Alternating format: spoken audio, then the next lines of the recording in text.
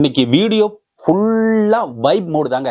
ஏன் அப்படி சொல்றேன்னா, தளபதி விஜய் அவர்கள் கரூர் சம்பவத்துக்கு அப்புறம் ஒரு பெரிய ஒரு ஒரு கூட்டத்த கூட்டி, அதுவும் ஒரு பாதுகாப்பான முறையில கூட்டம் நடந்திருக்கு. அதுக்கு முன்னாடி ஒரு விஷயத்த கிளாரிஃபை பண்ணிக்கிறேன். ஏன்னா இப்ப அண்ணன் சீமான் அவர்களோட வீடியோ போட்டா, இப்ப திடீர்னு விஜய் அவர்களோட வீடியோ போடுற, என்னதான் உங்க கதை அப்படின்னு கேட்டீங்கன்னா, நான் ஏற்கனவே டே 1ல இருந்து சேனல் ஆரம்பிச்சதோட நோக்கமே வேற. அது ஒரு ஜஸ்ட் சொல்லிடுறேனே. எப்படின்னு பாத்தீங்கன்னா, நான் அண்ணன் சீமான் கூட வந்து 2010 அந்த 11 அந்த காலகட்டத்திலிருந்து அவரோட பேச்சுகளாலும் ஈர்க்கப்பட்டு அன்னையிலிருந்து 10, 12, 13 வருஷங்களா நான் அப்படிதான் வந்து ஒரு உத்வேகமா இருந்தேன். இப்பவும் இருந்துகிட்டு இந்த நிமிஷம் முதலானது அண்ணன் சீமான் அவர்கள் பேச்சுக்கு வந்து நேத்து கூட வீடியோ வந்து தந்தியில போட்ட சேனல்ல வந்து 1.25 மணி நேரம் உட்காந்து விளம்பரத்துக்கு கூட விடாம பார்த்தவன் நானு. அதே சமயத்துல தளபதி விஜய் கட்சி ஆரம்பிச்சதுல இருந்து அவரு வந்து கொள்கைகள், அவரோட கோட்பாடுகள், அவர் வச்சுக்கிட்ட தலைவர்கள் அவரையும் வந்து விடாம அவரையும் நான் ஃபாலோ பண்ணிக்கிறேன். ஏன் அப்படின்னு பாத்தீங்கன்னா, இவங்க 2 பேருமே மக்கள் தன்னுடைய சுய வெறுப்புகளை விட்டுட்டு மக்கள் நலனுக்காக தன்னுடைய சௌரியங்களை, அதாவது சுக துக்கங்களை ஒரு சுகத்தையே விட்டுட்டு வந்திருக்காரு. ஒரு பக்கம் கோடிக்கணக்கில் சம்பளத்தை விட்டு வராங்கன்னா, இந்த பக்கம் வந்து கேரக்டர் ரோல், டைரக்ஷன் இது மாதிரி அவர் பண்ணிட்டு அவரு லைன்ல போயிருக்கலாம். சோ இவங்க எல்லாம் வந்து மக்கள் நலனுக்காக வந்தவர்கள், தமிழ் தேசியம் எடுத்து வச்சுட்டு அண்ணன். சோ இவங்க 2 பேரையும் விட்டுட்டு என்னால இருக்க முடியலைங்க. என்ன மாதிரி லட்சம் பேர், கோடிக்கணக்கான பேர் வந்து ஐயோ அண்ணன் சீமான் கூட இருக்கிறதா, தளபதி விஜய் கூட இருக்கிறதா அப்படின்னு பரிவிச்சுட்டு இருந்தது. என்னால என் சர்க்கிள்லயே நிறைய பேருக்கு கேள்விப்பட்டேன். அதுக்காக தொடங்கப்பட்டதுதான் இவங்க கூட இருந்துகிட்டு இவங்களை அடிக்கிறதும், அதாவது விஜய் அண்ணன் கூட இருந்துகிட்டு சீமான் அண்ணனை பத்தி பேசுறது, சீமான் அண்ணன் கிட்ட இருந்துகிட்டு தளபதி விஜய் பத்தி கேவலம் பேசுறது இந்த சேனல் கிடையவே கிடையாது. எப்பவும் இந்த தப்பு செய்யாது. இவங்க 2 பேரும் எனக்கு ரொம்ப மனசுக்கு பிடிக்கும். அப்படிங்கறதுனாலதான் அவங்களோட செயல்பாடுகள் நம்ம எடுத்து விளக்குறதா இந்த சேனல் வந்து இருந்துகிட்டு இருக்கு இது வரைக்கும். கூடவே வந்து அரசியல் நடக்கும் அவலங்களையும், சமூக அவலங்களையும், அரசியல் நடக்கிற தந்திரங்கள், என்னென்ன பிரச்சனை மக்களுக்கு வந்து கொடுத்துட்டு இருக்காங்க, இது எல்லாத்தையும் எடுத்து சொல்லிட்டு இருக்கு அந்த சேனல். இப்ப கிளியரா இருக்குன்னு நினைக்கிறேன். சோ அதனால வந்து இங்க சண்டை போட்டுக்கிட்டு, கெட்ட வார்த்தை பேசிக்கிட்டு, அவனை திட்டுறது, இவனை திட்டுறது, வச்சு செய்யறேன் அப்படிங்கிற வார்த்தைகள்லாம் இங்க இருக்காது. நாம நலன்களை, மக்கள் நலனுக்காக இருந்த ஒரு சேனல். ஓகே, கிளியர் பண்ணிட்டேன். புதுசா வந்தீங்க புரிஞ்சுக்குவீங்கன்னு நினைக்கிறேன்.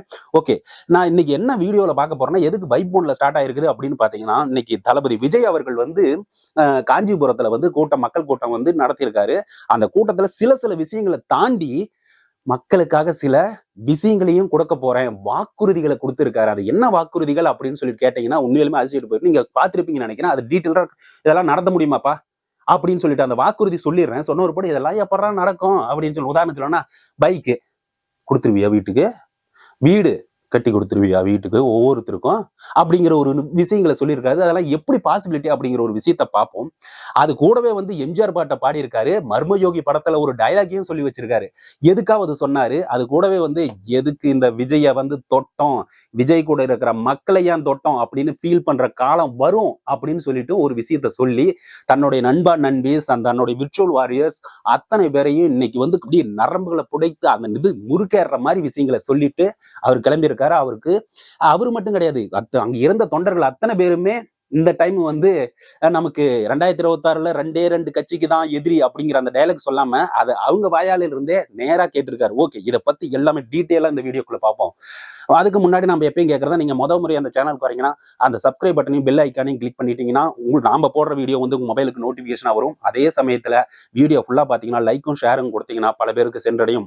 அப்புறம் நம்ம கமெண்ட்ஸ்ல வந்து ஹைப்புங்கிற ஒரு ஆப்ஷன் கொடுத்தீங்கன்னா, தளபதி விஜய் மாதிரி, அண்ணன் சீமான் அவர்கள் இது மாதிரி விஷயங்கள் எல்லாமே எங்களுக்கு ஒரு உந்துதலா இன்னும் பேசுறதுக்கு வார்த்தைகள் வந்து ஆட்டோமேட்டிக்கா ஒரு நோட்ஸ் எடுக்காமையே நாங்க பேசுறதுக்கு தயாரா இருக்கிறோம் சொல்லிட்டு விஷயத்துக்குள்ள போயிடலாம். ஓகே, இப்போ இன்னைக்கு வந்து கூட்டம் வந்து கரூர் சம்பவம் நடந்து முடிஞ்சது உங்களுக்கு தெரியும். அது ஒரு துயரமான சம்பவம். வாழ்நாள்ல வந்து தாவேக்க தொண்டர்கள், தாவேக்க கட்சி தலைமை யாருமே மறக்க மாட்டாங்க. அவங்க குடும்ப உறுப்பினர்களாவே இவங்க மாறிட்டாங்க. அதுதான் நிதர்சன உண்மை. அந்த உண்மையில கடந்து வந்தாச்சு. ஒரு மாசம் 1.5 மாசத்துக்கு மேல வந்தாச்சு. கடந்து வந்தும் இன்னும் அவங்க மீளவில்லை அப்படிங்கிறதா. அவங்க மட்டும் இல்ல, தமிழக மக்களே கரூர் அப்படின்னு சொன்னாவே அந்த சம்பவம் தான். சோ இதெல்லாம் கடந்து வந்து இன்னைக்கு காஞ்சிபுரம் மாவட்டத்துல வந்து தளபதி விஜய் அவர்கள் வந்து மக்கள் சந்திப்பு அப்படிங்கிற ஒரு கூட்டத்தை நடத்தியிருக்காரு.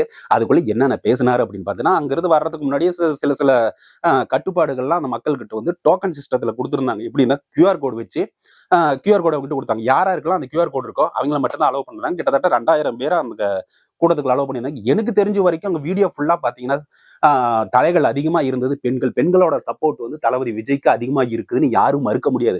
ஒரு கட்சியும் சரி, எந்த ஒரு கட்சியா இருந்தாலும் பெண்களோட ஓட்டை கவர்றதுக்கு தான் முக்கியமா பார்ப்பாங்க. ஆனா இங்க தமிழக வெற்றி கழகத்துக்கு நீங்க கவரவே வேண்டாம், ஆட்டோமேட்டிக்கா பெண்களோட ஓட்டு இந்த பக்கம் தான் தளபதி விஜய் நடத்துற தமிழக வெற்றி கழகத்துக்கு தான் இருக்குது அப்படிங்கிறது இன்னைக்கோட மக்கள் கூட்டத்துல தெரிஞ்சுது. ஓகே, இது ஒரு பக்கம் இருந்துச்சு. அப்புறம் கூட்டம் ரொம்ப பாதுகாப்பா இருக்கணும், வெளியே என்ன விஷயம் ஒரு கூட்டம் வந்துடக்கூடாது அப்படிங்கிறதுக்கு பாதுகாப்பு நிறைய ஸ்ட்ராங் பண்ணி தான் இன்னைக்கு கூட்டம் நடந்துச்சுன்னு தான் நினைக்கிறேன்.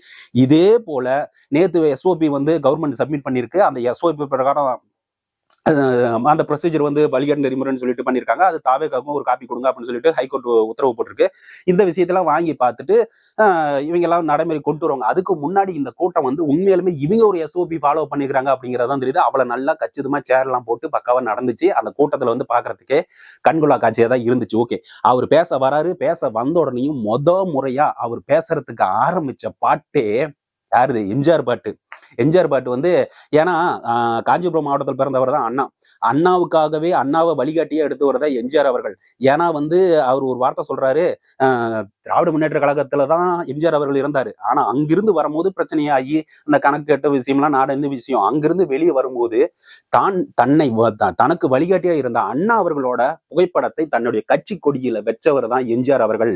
ஆனா இன்னைக்கு அவரு அண்ணா தோற்றுவித்த கட்சியில அந்த கட்சியே என்னென்ன பண்ணிட்டு இருக்காங்க அப்படின்னு கேட்டுக்கிட்டு, நாட்டுக்காக உழைப்பதற்காக அண்ணா இருந்தார். பொது நலத்திற்காகவே நாள் முழுக்க கண்ணா இருந்தார். அவர் அப்படியே கண்குத்தி பாம்பா பார்த்துக்கிட்டு இருந்தார். நாட்டு மக்களுக்கு ஒருத்தனுக்கு ஒரு கஷ்டம் வந்தா அந்த கஷ்டத்தை எப்படி தீக்கணும் அப்படின்னு சொல்லிட்டு சுயநலமின்றி பொதுநலத்தோடு மக்கள் நலனுக்காக அண்ணா இருந்தார். அந்த அண்ணா பிறந்த மாவட்டத்திலிருந்து கரூர் சம்பவத்துக்கு அப்புறம் நான் ஆரம்பிக்கிறேன் அப்படிங்கிற ஒரு விஷயத்தை தெளிவா ஆரம்பிச்சிருக்காரு விஜய் அவர்கள். இது எல்லாத்தையும் வரிசையா ஒவ்வொன்றையா சொல்லிக்கிட்டே போயிட்டே இருக்கிறார். நாங்களாம் சாதாரண ஆளு கிடையாது அப்படின்னு ஒரு விஷயத்த சொல்லிட்டு அடுத்தது அவர் நிறைய விஷயத்த சொல்லிட்டு வந்தாரு. நீங்க எல்லாம் பார்த்திருப்பீங்க. ஆனா அதுல குறிப்பா ஒண்ணு சொல்ல வந்தாருன்னா, இந்த வாக்குறுதி அப்படின்னு சொல்லிட்டு ஒரு விஷயங்கள். ஏன்னா உங்களை மாதிரி நாங்க வாக்குறுதி கொடுக்கறதெல்லாம் இல்ல. நாங்க என்னென்ன வாக்குறுதிகள் கொடுக்க போறோம், எங்களோட கொள்கைகள் அதான் கொள்கைன்னு கேட்டுட்டீங்களே, பிறப்புக்கும் எல்லா உயிருக்கும் அப்படிங்கிற அந்த ஒரு வார்த்தையை வச்சே நாங்க எல்லாத்தையுமே சுருக்கிட்டு, திருவள்ளுவர் 2 லைன் தான். ஆனா உலகத்தையே அளந்தார் அப்படிங்கிற ஒரு விஷயம் தான். எங்களுக்கு இந்த லைனே போதுமே, இதுவே சமத்துவம், சமூக நீதி, இதை விட என்னையா கொள்கை இருக்குது? கொள்கைன்னு சொல்லிட்டு இருக்கிறீங்களே, நீங்க உண்மையிலுமே கொள்கையை ஃபாலோ பண்றீங்களா அப்படிங்கிறது. பேரளவில் மட்டும்தான் கொள்கை வச்சுக்கிட்டு கொள்ளையடிக்கிற கும்பலா தானே இருக்கிறீங்க அப்படிங்கிற ஒரு வார்த்தையை தளபதி விஜய் அவர்களுக்கு எடுத்து வச்சிருக்காரு. யாருக்கு எடுத்து வச்சாருங்கிறது நீங்களே பாத்துங்க. முடிஞ்சா கமெண்ட்ஸ்ல சொல்லுங்க. ஓகே, சோ இது ஒரு விஷயம் சொல்லிக்கிட்டு இருக்கும் போது அவர் வாக்குறுதியும் கொடுக்க ஆரம்பிச்சிட்டார். ஏன் வாக்குறுதி கொடுக்கணும் அப்படிங்கிறத அந்த ஒவ்வொரு வாக்குறுதியுமே நான் முன்னாடி இன்ட்ரோல சொன்ன மாதிரி அவர் வாக்குறுதி கொடுத்து சும்மாலாம் கொடுக்கல. அவர் ஏற்கனவே சொன்னார். அவர் சொல்லும் போது நான் வந்ததே நாட்டு மக்கள் நலனுக்காக மட்டும்தான், அந்த நலனை நிறைவேற்ற நான் அரும்பாடு படுவேன் அப்படின்னு சொல்லிட்டு தான் அங்க விஷயத்தை ஆரம்பிக்கிறார். அப்போ அவர் சொன்ன வாக்குறுதிகள்ல அனைவருக்குமே ஒரு பைக்கு இருக்கணும், மோட்டார் வாகனம் அங்க இருக்கும்.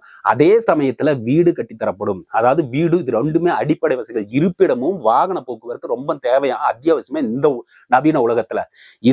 இதை தாண்டி கார் வாங்குறதுக்கு ஆனா ஒரு பொருளாதார வசதியை மேம்பட்டு தருவோம் அப்படின்னு சொல்லிட்டு மேம்படுத்தி தருவோம் அப்படிங்கிற ஒரு விஷயத்த சொல்றாரு. இதெல்லாம் பாசிபிலிட்டியா அப்படின்னு கேட்டீங்கன்னா, இப்ப பைக் வாங்குறது ஏற்கனவே இருக்குது, ஸ்கூட்டர் மானியம். ஆனா இவங்க வாங்கி தரனே சொல்லியிருக்காங்க. மானியம் எல்லாம் கிடையாது, நாங்க ஸ்கூட்டராவே தரோம் அப்படிங்கிற ஒரு விஷயத்த சொல்லியிருக்காரு. அவர் இன்னுமேட்டுக்கு வர கொள்கையில, அதாவது அவங்களோட வாக்குறுதிகளை டீட்டெயிலா கொடுப்பாங்க. என்ன வாங்கி தராங்க, எப்படிப்பட்ட குடும்பம், ஆனா அனைவருக்கும் அப்படின்னு சொல்லிட்டு ஒரு சில கட்சிகள் போல நாங்க கொடுக்குறோன்னு சொல்லிட்டு அனைவருக்கும் அப்படின்னு ஒரு வார்த்தையை சொல்லிட்டு அனைவருக்கும் கொடுக்காம தகுதியுள்ள அப்படிங்கிற ஒரு வார்த்தை சொல்லலாம். ஆனா இவர் சொன்னது அனைவருக்கும் அப்படிங்கிற சொல்லியிருக்காரு. சோ இது ஒரு பக்கம் பைக்கை வாங்கி கொடுத்துடலாம்னு வச்சுக்கோங்களேன். இன்னொரு விஷயம், வீடு கட்டித்தரப்படும் அப்படிங்கிறது எப்படி பாசிபிலிட்டி? நல்லா யோசிச்சு பாருங்க. எப்படி வீடு கட்டி தரப்படும்? இப்போ நிலம் இருக்கிறவனுக்கு இந்த நிலத்துன்னு காட்டா தளபதி வெற்றி கழகம், தமிழக வெற்றி கழகம் ஆட்சி அமைஞ்ச உடனே ஓகேப்பா இந்த நிலத்துல வீடு கட்டிக்கோ, இவ்வளவு பணம், ஒரு 7 லட்சம் ரூபாயா எவ்வளவு அமௌண்ட் கொடுப்பாங்க. வீடு கட்டுறதுக்கு அந்தந்த குரோத் தகுந்த மாதிரி வீடு கட்டி தந்துருவாங்க. நிலமே இல்லாதவனுக்கு என்ன பண்ணுவீங்க? இந்த ஒரு கேள்வி வருது இல்ல? இது சாதாரண மனுஷனுக்கு கூட வரும்ல. ஆனா நான் ஒண்ணு சொல்றேன், இன்றைய அரசியல்வாதிகளும் சரி, முன்னாள் அரசியல்வாதிகளும் சரி, அவங்க வைத்துள்ள சொத்துக்கள், அதாவது பாண்டேயோட இன்டர்வியூ என்னமோ யாரு சொன்ன இன்டர்வியூ தெரியல, இவர்களோட சொத்து நியாயமான முறையில் வந்ததா வரலையா? அண்ணாமலை அவர்கள் கூட டிஎம்கே ஃபைல்ஸ்ன்னு சொல்லிட்டு ஒரு விஷயத்தை விட்டாரு.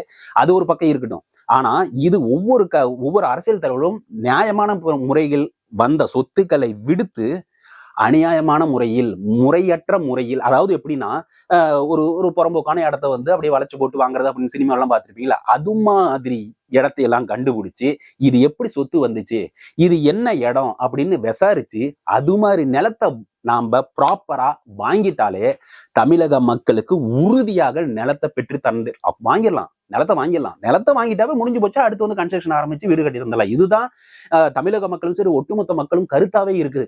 ஏன் வீடு கட்டி தர முடியாது அப்படிங்கிற ஒரு விஷயம் வந்து அவர் சொல்லிடுறாரு. சோ இதை தாண்டி நெசவாளர்களும் சரி, நெசவாளர்கள் இந்த பக்கம் இருக்கிற அனைத்து தொழிலாளர்களுக்கும், நெசவாளர்கள் இந்த விவசாயிகள் இது எல்லாத்துக்குமே தரம் உயர்த்தப்படும்னா என்னது, அவங்களுக்கான சப்சிடி அந்தந்த உரிய நேரத்தில் இப்போ வெள்ளச்சேதம் ஏற்படுது, வெள்ளத்தால் வந்து இப்போ பருவநிலை பெய்யற மழையை தாண்டி அதிகமா மழை பெய்யுதுன்னா நெற்பயிர்கள் சேதமடையும். இது எல்லாத்தையும் அந்தந்த டைம்ல ப்ராப்பரா வந்து சப்சிடி, அதாவது இழப்பீடு கொடுக்கப்படும். இழப்பீடு கொடுத்துட்டாவே மக்கள் வந்து அவங்களோட வாழ்வாதாரத்திலிருந்து அப்படியே ஒரு நஷ்டமடையாம போயிட்டு இருப்பாங்க. அதே மாதிரி நெல் கொள்முதல் நிலையங்கள் அமைக்கிறது அந்த விஷயம் எல்லாம் இருக்குது பாத்தீங்களா, ஆன் டைம்ல வந்து நெல் கொள்முதல், அதே மாதிரி சப்கான்ட்ராக்ட்ல வந்து இங்க இருந்து வண்டி எடுத்துட்டு போறதுக்கு ஒரு முறையீடு.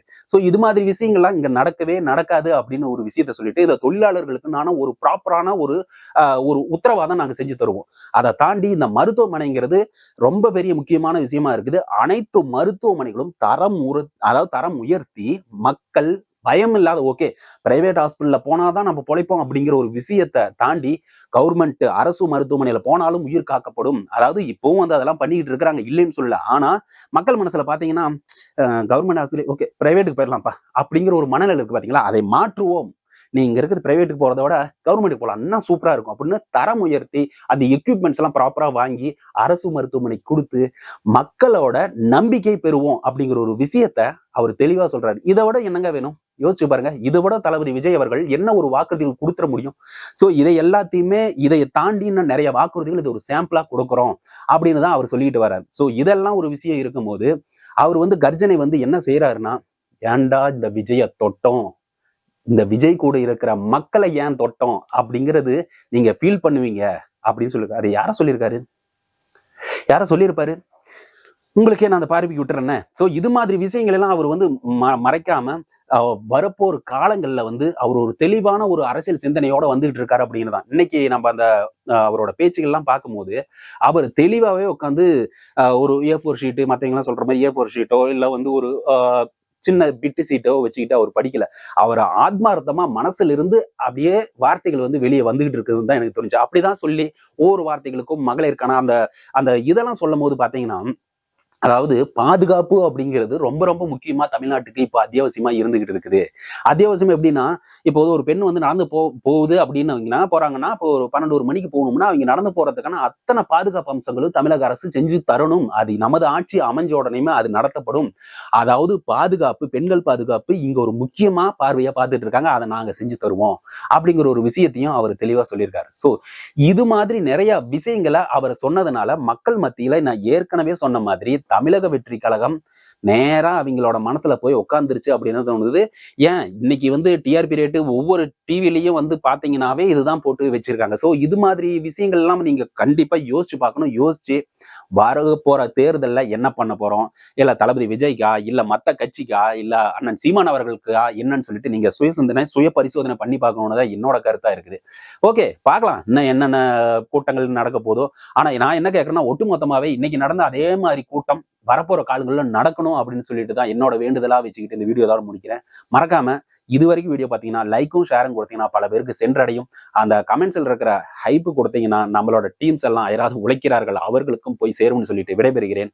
நன்றி, வணக்கம்.